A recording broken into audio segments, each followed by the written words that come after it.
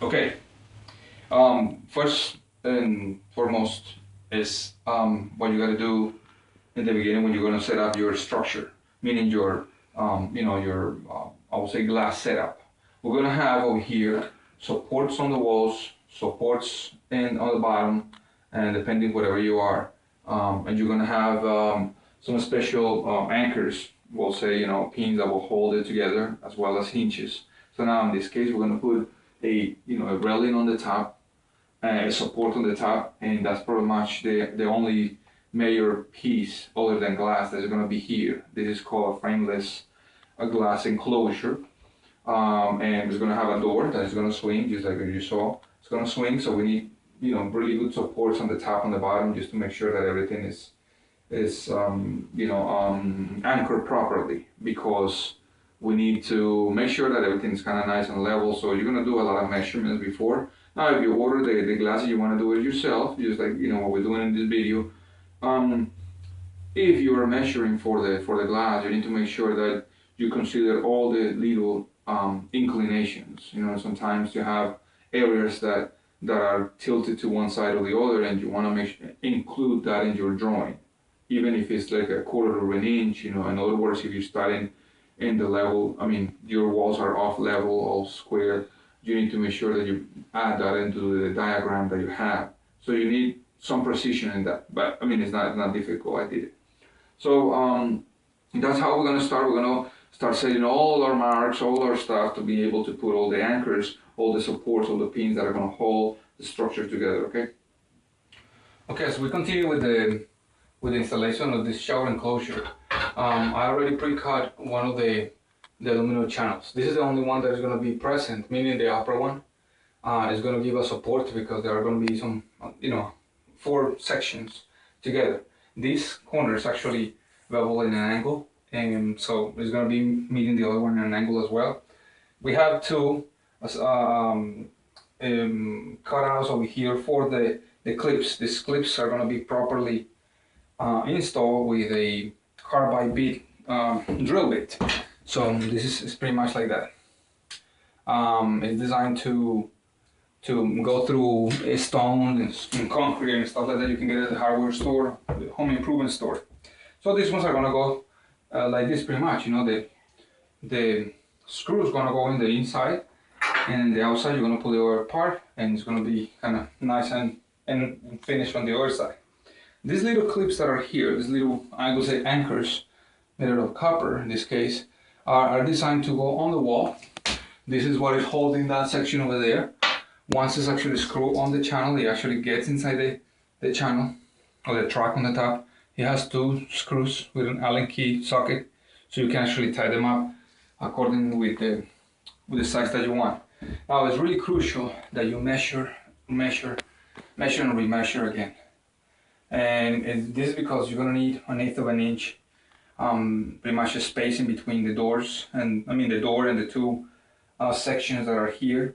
You want to make sure that they are really well made. You don't want to make mistakes by cutting the track, especially too short. It's better to cut it too long, so you may want to work your way out. Now, when you're working with aluminum, aluminum is really fragile. You gotta protect your eyes really well. You have to use a compound saw, miter saw, with a blade that is made for metal purposes, of cutting metal.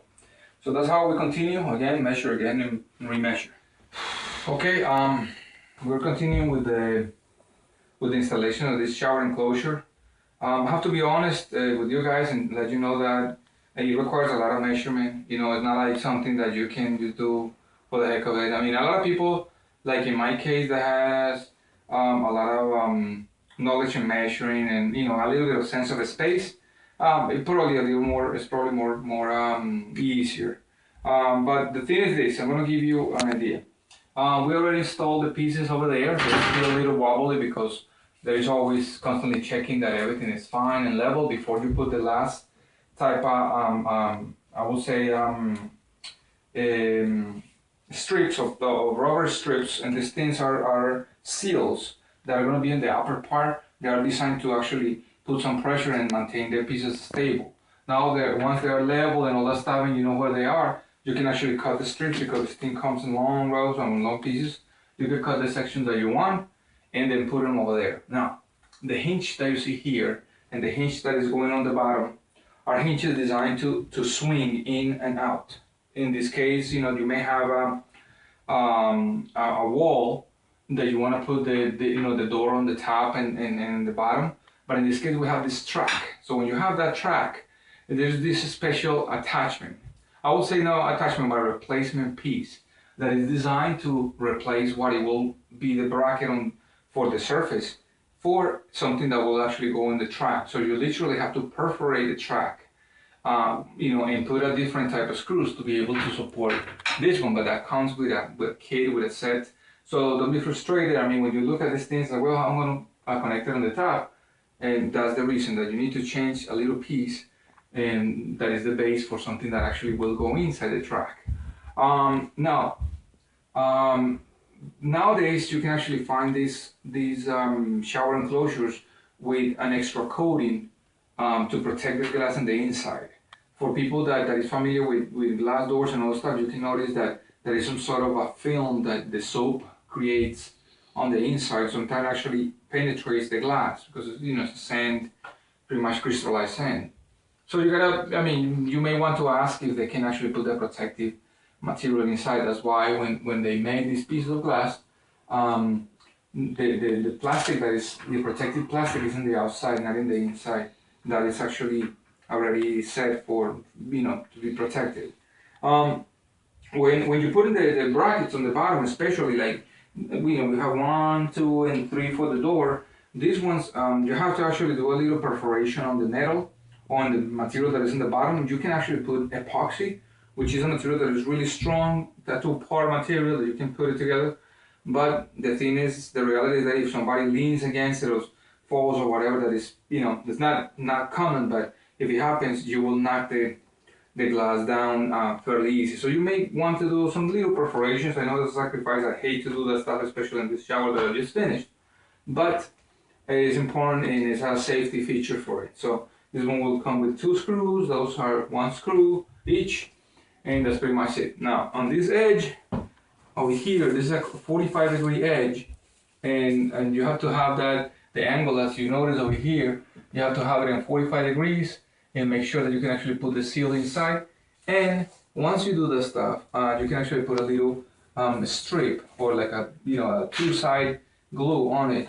That is a little film that will go in the middle to maintain that seal tight. So that's how we continue. I'm going to show you in a moment what is the next. All right, we're finishing with the project. You can see we put the door. That's the toughest thing. What I did is that I put a little support while we put it in. So you got to make sure that is lined up properly and all the areas are nice and level. Some recommendations about it. This thing comes with some seals on the sides. I'm not a lover of a thing, so the water doesn't splash that much through the little holes. If it happens, you can put those seals.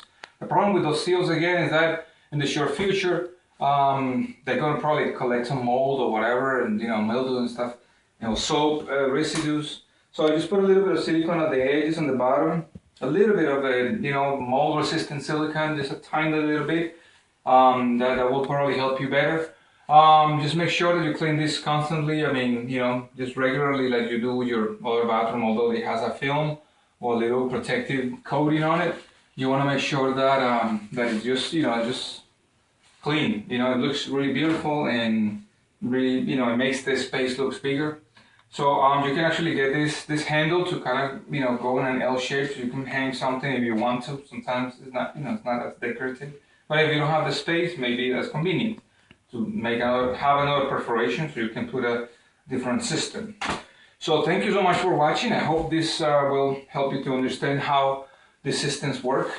Subscribe to my channel, and like it, share it with your friends, and I see you in the next one. So have a good one, and if you have any questions, I will be happy to help you if I can. Okay, bye bye.